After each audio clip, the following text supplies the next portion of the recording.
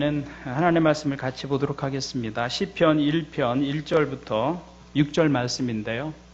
교대로 한 절씩 읽겠습니다. 복 있는 사람은 악인의 꾀를 따르지 아니하며 죄인의 길에 서지 아니하며 오만한 자의 자리에 앉지 아니하며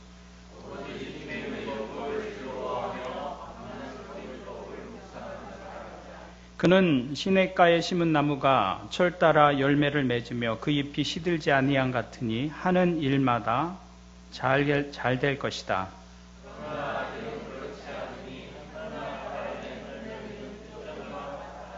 그러므로 악인은 심판받을 때에 몸을 가누지 못하며 죄인은 의인의 모임에 참여하지 못한다.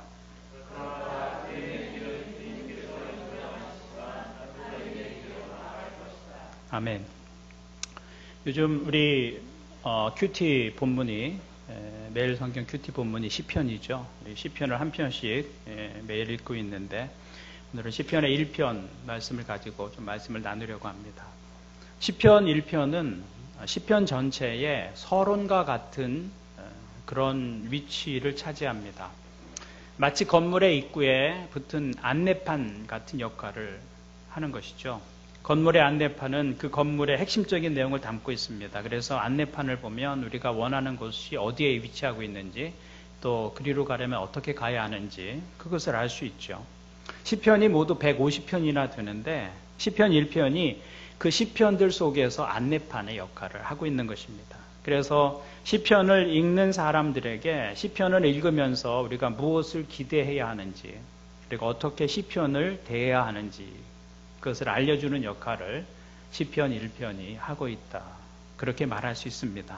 그러면 시편을 읽으면서 우리가 기대할 수 있고 누릴 수 있는 것이 무엇이냐라는 것인데요. 그 핵심적인 단어가 하나 있습니다. 그 단어는 바로 복이라는 단어입니다. 복. 그래서 시편은 복 있는 사람은 이라는 말로 시작을 하죠.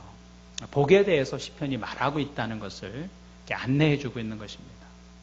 누가 복이 있는 사람일까요?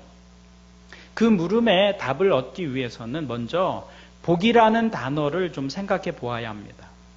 성경이 복이라고 말할 때 두 가지 단어를 사용합니다.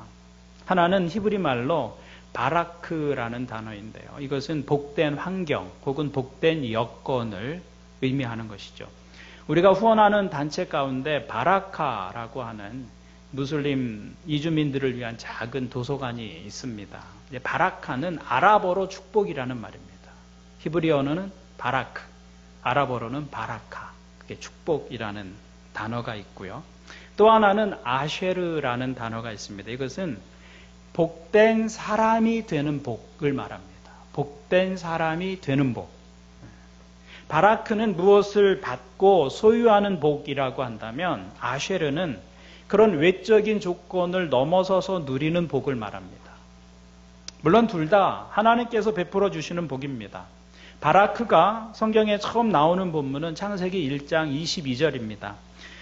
하나님이 이것들에게 복을 베푸시면서 할 때 이 복이 바라크입니다. 근데 그 복의 성격이 어떤 것이냐면 생육하고 번성하여 여러 바닷물에 충만하여라. 새들도 땅 위에 번성하여라.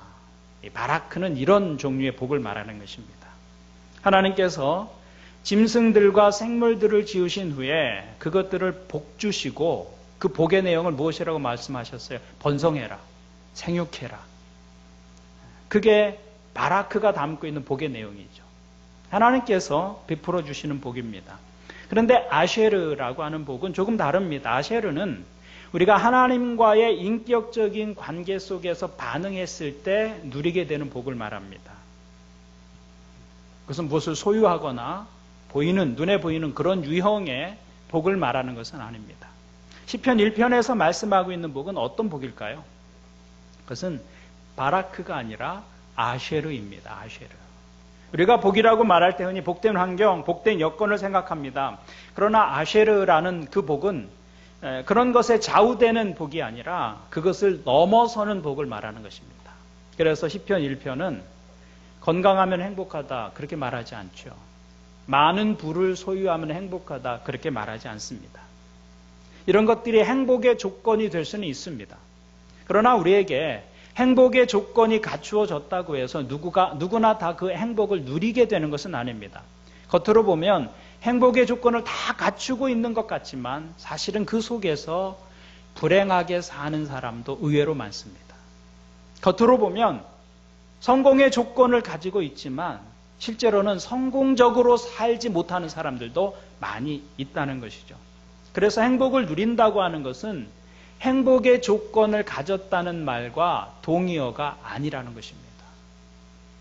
아쉐르는 그런 환경이나 조건을 넘어서서 누리는 행복을 말하는 것입니다. 그러면 그런 아쉐르의 복을 누가 누릴 수 있느냐라는 것이죠. 어떤 사람이 그 복을 누릴 수 있게 되느냐. 오늘 말씀 1절과 2절을 보면 이렇게 말씀하고 있습니다. 복 있는 사람은 악인의 꾀를 따르지 아니하며 죄인의 길에 서지 아니하며 오만한 자의 자리에 앉지 아니하며 오로지 주님의 율법을 즐거워하며 밤낮으로 율법을 묵상하는 사람이다. 복 있는 사람이 누구입니까? 시편의 저자는 주님의 율법을 즐거워하며 그 율법을 묵상하는 사람이다 라고 말합니다. 즉 하나님의 말씀을 가까이 하는 사람이 복이 있다.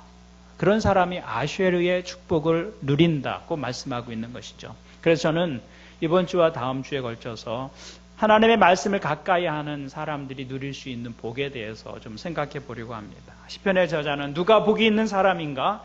하나님의 말씀을 가까이 하는 사람이 복이 있다고 말씀합니다. 그러면서 하나님의 말씀을 가까이 한다는 것이 무엇을 의미하는지 두 가지를 말씀하고 있습니다. 2절을 다시 보면은 복 있는 사람은 오로지 주님의 율법을 즐거워하며 밤낮으로 율법을 묵상하는 사람이다. 누가 복 있는 사람입니까? 하나님의 말씀을 즐거워하는 사람입니다. 그리고 그 말씀을 밤낮으로 묵상하는 사람이다. 그 사람이 아쉐르, 복이 있는 사람이다. 먼저 시편의 기자는 말씀을 즐거워하는 사람이 복이 있다고 말합니다. 여기에서 포인트는 즐거워하는 것입니다. 하나님께서 어떤 사람의 삶을 행복하게 해주시는가? 하나님의 말씀을 즐거워하는 사람의 삶을 행복하게 하신다는 것입니다.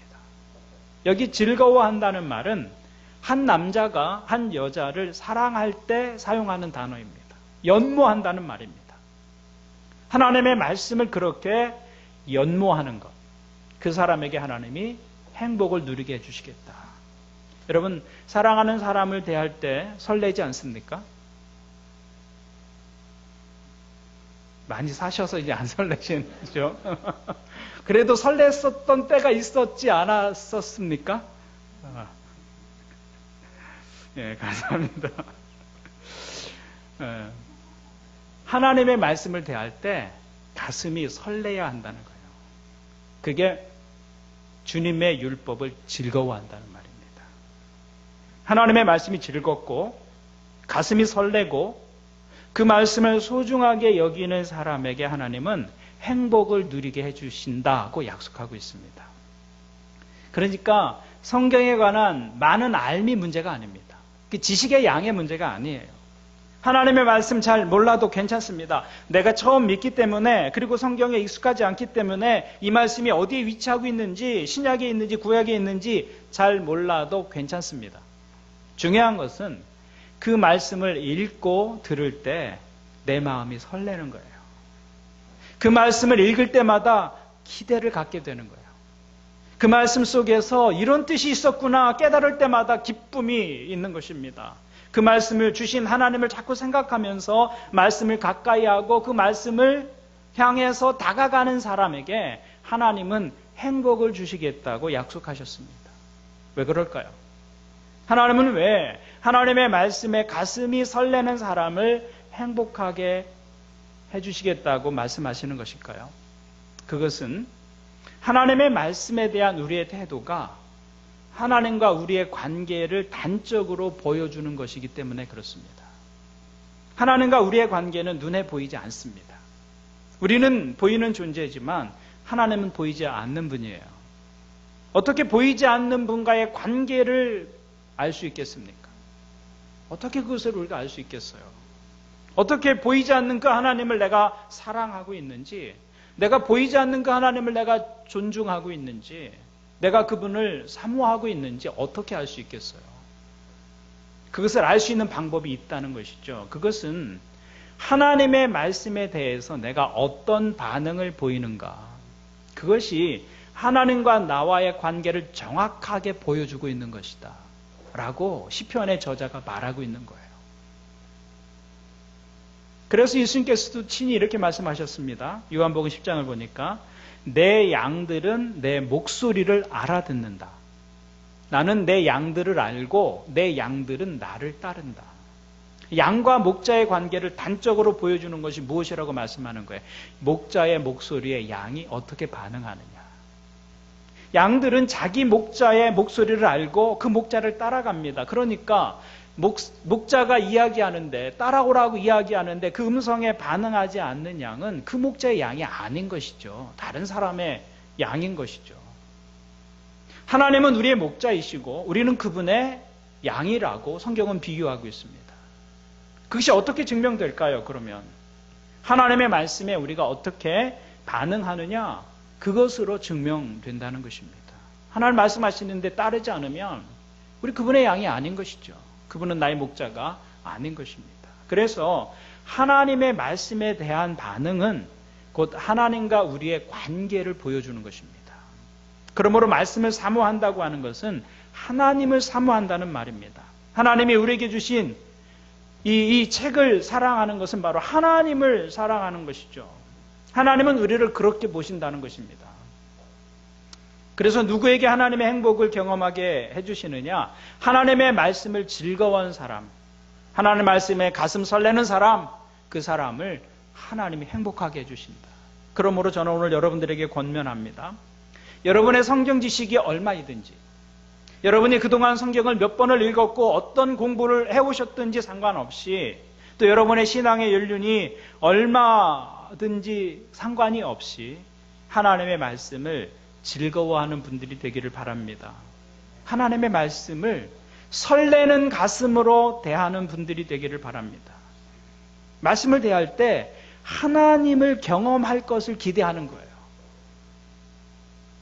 하나님은 하나님의 말씀을 즐거워하는 사람들에게 행복을 누리게 해주십니다. 오늘 예배하는 여러분들 모두 이 행복을 경험하고 누리는 그런 분들이 될 수 있기를 주님의 이름으로 축원을 드립니다. 또한 시편 기자는 하나님의 말씀을 밤낮으로 묵상하는 사람이 복이 있다고 말합니다. 여기 묵상한다는 말은 되새김질한다는 말입니다. 거기에서 온 말이 묵상입니다. 히브리어의 의미는 그렇습니다. 말씀을 되새김질하는 행위가 묵상이다라는 것이죠. 우리는 묵상이라고 하면 머리로 하는 사고 행위라고 생각합니다. 머리로 사고하는 것이죠. 묵상한다고 할 때. 그런데 묵상이라는 말의 원래 의미는 읊조린다는 말입니다. 히브리어의 묵상은 읊조린다는 말입니다. 입속으로 하나님의 말씀을 반복해서 읊조리는 것입니다. 그것이 꼭 반추동물이 되새김질하는 모습과 같아요. 입 안에서 하나님의 말씀을 이렇게 계속 읊조리는 그런 모습이 되새김질하는 모습과 비슷하죠. 그래서 묵상한다는 말을 되새김질한다는 말에서 가져온 것이죠. 그래서 하나님의 말씀을 입으로 반복해서 읊조리면서 생각해 보는 것입니다. 이 말씀의 뜻은 무엇일까? 왜 이 말씀을 오늘 우리에게 주셨을까? 내가 이 말씀을 내 삶에서 어떻게 실천할 수 있을까? 말씀을 읊조리면서 생각해 보는 것입니다. 그런데 이렇게 말씀을 묵상하다 보면 놀라운 일이 생깁니다. 그 묵상이 우리를 그 말씀을 우리에게 주신 하나님에게까지 거슬러 올라가게 만들어준다는 거예요. 말씀을 묵상하다 보면 결국 하나님의 마음에까지 다다르게 된다는 거예요. 그래서 그 말씀을 주신 하나님을 만나게 됩니다. 묵상을 통해서 말씀의 근원이 되시는 하나님께 우리 영혼이 다다르게 되는 것이죠. 그런 경험이 반복되어지면 말씀을 대할 때 가슴이 설레는 것입니다.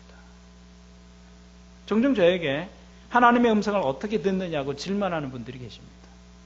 그 음성이 어떻게 들리느냐? 귀로 들리느냐? 고막을 진동시키는 그런 파동으로 들리느냐 그 얘기예요. 아니면 내 속에서 어떤 생각이 떠오르거나 내면에서 들려오는 내면의 소리냐? 되게 궁금해하세요. 하나님의 음성을 듣는다는 것이 정말 궁금하고 또 해보고 싶은 그런 영적 경험인 것이죠. 하나님의 음성을 듣는 가장 쉬운 방법은 하나님의 말씀을 묵상해 보는 것입니다. 하나님의 말씀을 묵상하면 그 묵상 자체가 하나님과의 대화가 됩니다. 대화는 듣고 말하는 거잖아요. 말씀 묵상은 말씀을 매개로 해서 하나님과 내가 상호작용하는 것입니다. 그래서 묵상을 하는 가운데 내 마음과 영혼에 깊이 파고 들어오는 깨달음 혹은 한 말씀 있다면 그것은 하나님께서 오늘 나에게 주시는 음성이 되는 것입니다. 그것이 하나님의 음성을 듣는 가장 건강하고 올바른 방법입니다. 구약의 성도들이나 초대교회 성도들은 이 묵상을 통해서 하나님을 만났습니다.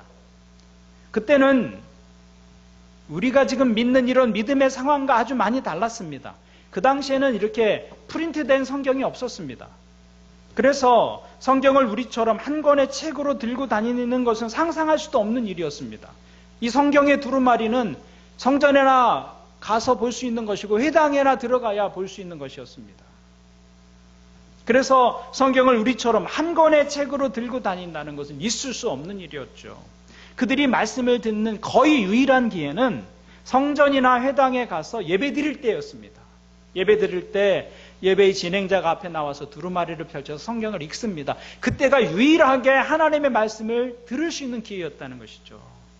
필기 도구가 없었기 때문에 제사장이나 회당의 지도자가 들려주는 말씀을 쓸 수도 없었어요. 단지 기억되는 말씀을 마음에 담고 되새기면서 묵상하는 것, 그것이 전부였다는 것입니다. 책으로 가지거나 쓸 수 없었기 때문에 말씀을 소유하는 유일한 길은 말씀을 자기 마음에 담는 것이었습니다. 마음에. 이것이 구약시대나 초대교회 성도들의 모습이었다는 거예요. 그런데 오늘날 우리는 성경책을 들고 다니잖아요. 초대교회 성도들은 마음에 담고 다니는 말씀에 익숙했지만 손에 들고 다니는 성경에 익숙합니다. 요즘은 들고 다니지도 않아요. 오늘 예배 오실 때 몇 분이나 들고 오셨을까요? 우리는 그냥 어플로 갖고 다녀요, 이제는 어플로. 그래서 언제든 실행해서 볼 수 있습니다. 그런데 언제든 볼 수 있다는 그것 때문에 성경을 마음에 담는 일을 등한히 하고 있지는 않은가, 이런 생각을 해보게 됩니다. 그러나 초대교회 성도들은 성경을 기억하지 않으면 성경을 소유할 수가 없었어요. 말씀을 소유하는 길이 그것밖에 없었다는 것입니다. 마음에 기억한 말씀을 묵상하지 않으면 말씀을 가까이 할 수 있는 기회가 전혀 없었던 것이죠. 그래서 비록 그들이 성경 지식으로는 우리보다 적었을지 몰라도 그들의 믿음과 영성은 우리보다 훨씬 더 깊었다는 것을 알게 됩니다. 많이 아느냐의 문제가 아닙니다. 그러므로 여러분, 말씀을 마음에 담고 묵상하는 삶을 시도해 보시기를 부탁을 드립니다.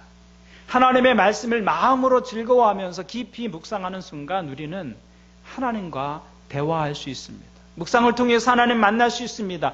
그 하나님을 만나니까 그 하나님이 그 말씀을 오늘 내게 주신 이유도 알게 되고 그 말씀의 뜻을 명확하게 알게 되는 것이죠. 그러다 보면 하나님의 위로와 격려를 경험하기도 하고 하나님의 뜻을 알게 되면서 기도의 제목이 바뀌기도 하고 내 삶에 순종해야 할 어떤 일들이 생각나기도 하고 그런 영적 다이내믹이 묵상하는 과정 속에서 내 영혼 속에 일어나는 것입니다. 그러니까 묵상할 때 비로소 그 말씀이 내 것이 되는 거예요. 현대 그리스도인들에게는 말씀을 들을 수 있는 기회와 통로가 얼마든지 있습니다. 이번 코로나 사태 속에서도 우리가 예배로 모일 수는 없었지만 그렇다고 말씀을 접하는 것이 어려운 것은 아니었습니다. 오히려 디지털 예배를 통해서 말씀을 접하는 통로가 훨씬 더 많아졌습니다.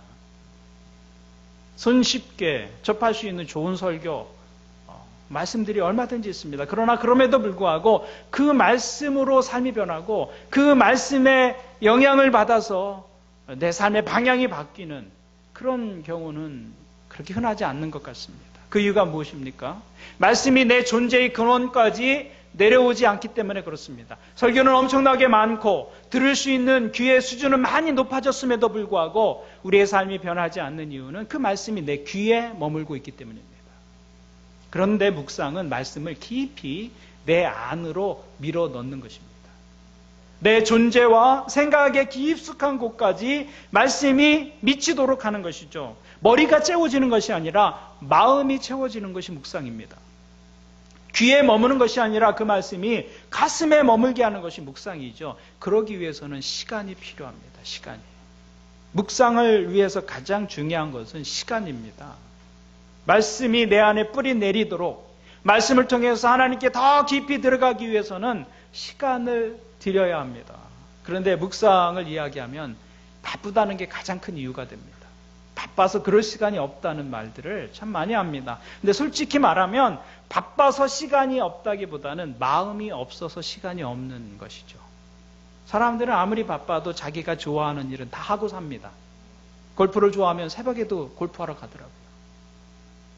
먹는 것을 좋아하시는 분은 아무리 바빠도 아무리 멀어도 먹으러 가더라고요. 그러니까 바빠서 시간이 없는 것이 아니라 사실은 마음이 없어서 시간이 없는 거예요. 마음이 있으면 바빠도 어떻게든 시간을 낼 수 있습니다. 담배를 피우는 분들은 밥 먹고 무슨 일이 있어도 한 대 피우셔야 하잖아요. 포기할 수 없는 일이죠. 요즘은 흡연하는 분들을 얼마나 박대하는지 모릅니다. 담배 피울 수 있는 장소가 흔하지 않아요. 흡연 구역에 가보면 이렇게라도 담배를 피워야 되는가? 이런 생각이 들 것 같아요. 그래도 포기하지 않습니다. 흡연 장소에 가서 니코틴을 묵상하고 오는 것이죠. 그것이 애연가의 모습입니다. 근데 그리스도인은 어떤 사람입니까? 그리스도인들은 애언가입니다. 애연가가 아니라 애언가. 말씀을 사랑하는 사람들이잖아요. 그렇다면 말씀에 대한 묵상이 빼놓을 수 없는 삶의 습관이어야 합니다. 시간이 없으면 운전하면서 묵상할 수 있죠. 한 구절. 읊조리는 거죠. 말씀을. 출근하면서 점심시간에 잠시 시간을 내어서 마음이 있으면 할 수 있다 그 말이죠. 그 말씀에 대한 반응이 하나님과 우리의 관계를 보여주는 것이다. 그러므로 한 문장 말씀을 붙잡고 묵상하는 삶을 새롭게 시작해 보시기를 권면합니다. 그날 읽은 말씀 가운데 한 문장을 붙잡아 보는 거예요. 많은 문장이, 많은 말이 우리를 변화시키는 것이 아니라 한 단어, 한 문장이 사실은 강력하게 내 영혼에 와 닿을 때 그것 때문에 생각이 바뀌고 삶이 바뀌는 경우가 있습니다. 그 한 문장을 붙들고 사는 것이죠. 주일 말씀을 듣는 가운데 마음에 남는 한 문장을 가지고 묵상하는 삶을 살아보는 거예요. 한 주간을 주일에 들은 말씀 가운데 내 가슴에 남는 한 문장을 가지고 묵상하면서 살아보는 것이죠. 그 한 문장 말씀 속에서 우리는 우주보다 더 크신 하나님을 만날 수 있는 것입니다. 오늘 예배하는 여러분들에게 이런 말씀의 축복이 있기를 주님의 이름으로 축원을 드립니다. 그러면 이렇게 말씀을 즐거워하고 주야로 그 말씀을 묵상하는 사람들에게 어떤 복이 있을까요? 시편 1편은 몇 가지 복을 이야기하고 있습니다. 오늘은 그 첫 번째 복을 이야기하고요. 다음 주에 나머지 복들에 대해서 좀 말씀을 드리겠습니다. 1절을 다시 보겠습니다. 같이 한번 읽을까요? 시작. 복 있는 사람은 악인의 꾀를 따르지 아니하며 죄인의 길에 서지 아니하며 오만한 자의 자리에 앉지 아니하며. 말씀을 가까이 하는 사람에게 어떤 복이 있느냐? 세상의 유혹에 빠지지 않는 복이 있다 이렇게 말씀하고 있는 거예요. 세 가지가 나옵니다. 악인의 꾀, 죄인의 길, 오만한 자의 자리. 이 세 단어는 우리를 망치게 하는 세 단계를 말하고 있는 것이고 우리가 타락해가는 과정을 보여주고 있습니다. 우리가 어떻게 타락하고 넘어지고 죄짓게 되느냐. 먼저 악인의 꾀의 귀가 솔깃해집니다. 그래서 죄가 우리에게 손짓하는데 마음이 거기에 끌리게 되는 거예요. 악인의 꾀가 있어요. 두 번째 단계는 죄인의 길을 함께 가는 단계인데요. 처음엔 멀리서 구경만 하다가 유혹하는 자와 함께 한 걸음을 걸어봅니다. 그러다가 이렇게 사는 사람들이 많구나 라는 걸 알게 되죠. 그래서 죄인의 길을 함께 걸어갑니다. 그리고 마지막 단계는 그 자리에 앉게 됩니다. 그렇게 해서 사람들은 죄에 중독되고 습관에 중독되고 악에 몸을 담그게 되는 것입니다. 그런데 율법을 즐거워하며 주야로 묵상하는 사람들은 사람들이 아무리 꾀어도 악이 아무리 유혹해도 그 꾀임에 빠지지 않는다는 거예요. 왜냐하면 하나님의 말씀을 묵상하는 사람은 악인이 보는 눈을 가지고 세상을 보지 않기 때문입니다. 하나님의 말씀을 즐거워하는 사람들에게는 세상과는 다른 삶의 틀이 있습니다. 그래서 그 틀을 가지고 세상을 다르게 보고 인생을 다르게 사는 것이죠. 그래서 세상의 유혹에 빠지지 않게 된다. 우리는 이것을 프레임 전쟁이라고 부를 수 있습니다. 프레임 전쟁. 세상이 우리를 시험하고 유혹할 때 늘 세상의 프레임을 가지고 접근합니다. 그 세상의 틀에 우리를 가두려는 것이죠. 인생을 설명하는 세상에 가진 틀이 있습니다. 가장 강력한 틀은 성공을 돈으로 말하는 것입니다. 그 사람 얼마나 벌어? 연봉이 얼마래? 그게 성공의 기준이에요. 세상의 프레임입니다. 성공은 돈이다. 돈이 최고지. 그것이 세상이 성공을 설명하는 프레임이에요. 돈을 많이 벌고 마음대로 돈을 사용할 수 있게 되는 것, 그게 성공이지. 그런데 그 틀에 갇히게 되면 돈을 위해서 못할 일이 없게 되는 것이죠. 돈이 최고의 가치가 되는 것입니다. 세상의 프레임이 우리를 가두는 것이죠. 즐겁게 사는 게 최고지. 물론 세상을 즐겁게 살아야 합니다. 그런데 그것이 최고의 가치가 되면 즐거움을 위해서 못할 일이 없습니다. N번방도 가능한 것이죠. 그게 세상의 프레임이에요. 세상의 프레임. 세상은 그런 프레임을 가지고 접근합니다. 그래서 악인의 꾀에 빠지게 하고 죄인의 길에 서게 하고 오만한 자의 자리에 앉게 만드는 것이죠. 그런데 우리가 하나님의 말씀을 즐거워하고 그 말씀을 주야로 묵상하게 되면 우리는 주님의 언어를 가지게 됩니다. 하나님이 주신 언어. 그 언어로 우리의 삶과 사고의 틀을 만들어가게 되죠. 세상과 다른 프레임을 가지게 된다는 거예요. 그래서 세상이 설명하는 방식으로 인생을 설명하지 않습니다. 세상이 보는 눈으로 세상을 보지 않습니다. 그때 우리는 세상의 유혹에 넘어지지 않게 되는 것이죠. 우리가 싸울 영적 싸움은 바로 이런 것입니다. 귀신을 향해서 나가라, 이게 영적 싸움이 아니에요. 진짜 영적 싸움은 그런 세상이 가진 프레임과 믿음의 프레임을 가지고 싸우는 거예요. 어떻게 살 것인가. 세상이라는 가치관과 믿음이라는 가치관의 싸움입니다. 세상의 프레임과 믿음의 프레임 속에서 나는 어떻게 살 것인가. 그래서 우리가 믿는다고 하는 것은 이 프레임을 바꾸는 거예요. 근데 세상의 프레임을 가지고 믿음의 자리에서 하나님 이것을 이루어 주십시오, 이렇게 말할 때가 얼마나 많은지 몰라요. 믿는다고 하는 것은 같은 상황, 같은 일을 만나도 세상과 다른 프레임이 작동해야 하는 것입니다. 우리 영혼 속에서. 성공이라는 말을 할 때 세상은 돈과 소유와 권력의 프레임을 가지고 세상의 성공을 설명하려고 하지만 그리스도인은 그 틀을 가지고 성공을 보지 않는 거예요. 오히려 선한 영향력, 관계에서의 축복, 그것이 성공이지 라고 하는 다른 프레임을 갖고 있는 것입니다. 다른 언어와 다른 틀을 가지고 삶을 살아가는 것이죠. 그것이 믿음으로 산다는 말입니다. 믿음으로 산다. 우리가 하나님의 말씀을 즐거워하고 죄로 그분의 말씀을 묵상하게 되면 하나님 나라의 프레임을 가지게 되는 거예요. 그래서 세상의 언어에 휩싸이지 않는 것입니다. 그들이 요구하는 대로 세상을 보지 않습니다. 그때 이 세상이나 이 세상에 속한 것을 사랑하지 않을 수 있게 되는 것이죠. 악인의 꾀를 따르지 않을 수 있게 되고 죄인의 길에 서지 않을 수 있게 되고 오만한 자의 자리에 앉지 않을 수 있게 되는 것입니다. 하나님이 주신 말씀과 생각, 그 프레임으로 세상을 보기 때문에 그렇습니다. 이것이 그리스도인이 세상을 이기는 방법입니다. 하나님은 그런 사람을 복 주신다고 말씀하는 거예요. 오늘 예배하는 여러분 모두 하나님의 말씀을 즐거워하는 분들이 되기를 바랍니다. 가슴이 좀 설레는 경험들이 여러분들에게 있기를 바랍니다. 그리고 그 말씀을 묵상하는 삶을 사십시오. 그때 우리의 삶이 믿음의 프레임 속에 놓이게 되는 거예요. 세상과는 그래서 다른 모습으로 선택하고 결정하고 살아갈 수 있게 되는 것입니다. 그것이 말씀이 우리에게 주는 능력이고 축복이라는 것입니다. 오늘부터 중단되었던 예배가 새롭게 시작되고 있습니다. 이 예배와 함께 말씀을 새롭게 대하는 여러분들의 모습이 시작될 수 있기를 바랍니다. 그 말씀을 즐거워하고 묵상하는 삶을 살아보십시오. 하나님이 약속하신 축복이 무엇인지 여러분의 삶으로 경험하게 될 것입니다. 이 삶의 축복이 예배하는 여러분들에게 있기를 주님의 이름으로 축원을 드립니다. 아멘. 우리 잠시 말씀을 가지고 기도하겠습니다. 1분 정도. 하나님, 제가 말씀을 이제 새롭게 좀 대해보겠습니다. 마음을 두고 시간을 내보겠습니다. 제가 말씀을 대할 때 하나님을 만나는 경험을 주십시오. 하루에 10분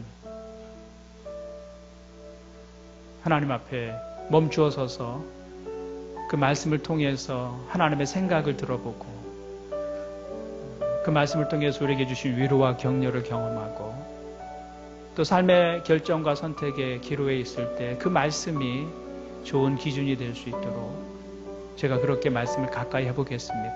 그런 결심을 한번 주님 앞에 아뢰할 수 있기를 바랍니다. 그리고 한 주간 동안 오늘 들려진 말씀 가운데 한 문장을 붙들고 제가 묵상하며 살아보겠습니다. 하나님, 제 삶을 말씀을 통해 축복해 주십시오.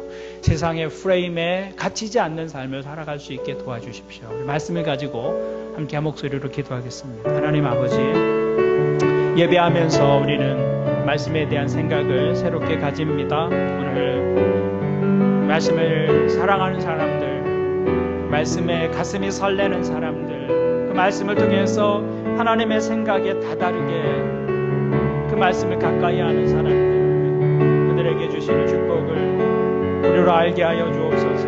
예배하면서, 예배를 다시 시작하면서 말씀에 대한 우리의 생각도 새롭게 가지기를 원합니다. 그 말씀을 통해 하나님의 마음과 생각을 읽게 하시고 하늘의 언어를 갖게 하시고 세상과 다른 삶의 틀을 가지고 삶을 바라보고 인생을 살아가는 하늘나라의 백성들에게 도와주옵소서. 오늘 새롭게 예배하면서 이 결심을 주님 앞에 올려드립니다. 말씀을 통한 축복을 우리 가운데 더하여 주옵소서. 예수님의 이름으로 간절히 기도합니다.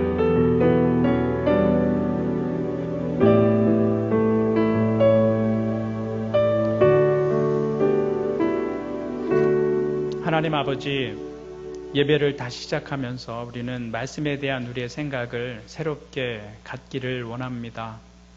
시간을 내어서 하루의 짧은 시간이라도 하나님 말씀을 생각해보고 그 말씀을 내 입에 담고 하루를 시작하고 살아가는 새로운 삶이 시작될 수 있게 도와주옵소서. 때때로 그 말씀을 통해 우연치 않은 장소에서 우연치 않은 일을 통해 하나님을 만나고 경험하는 일들이 반복해서 일어나게 주님 도와주옵소서. 그래서 그 말씀과 함께 우리가 하나님과 동행하는 삶을 살게 도와주옵소서. 말씀을 즐거워하는 자들에게 주시는 삶의 축복들을 예배하는 모든 사람들이 누리며 살 수 있도록 도와주옵소서. 예수님의 이름으로 기도하옵나이다. 아멘.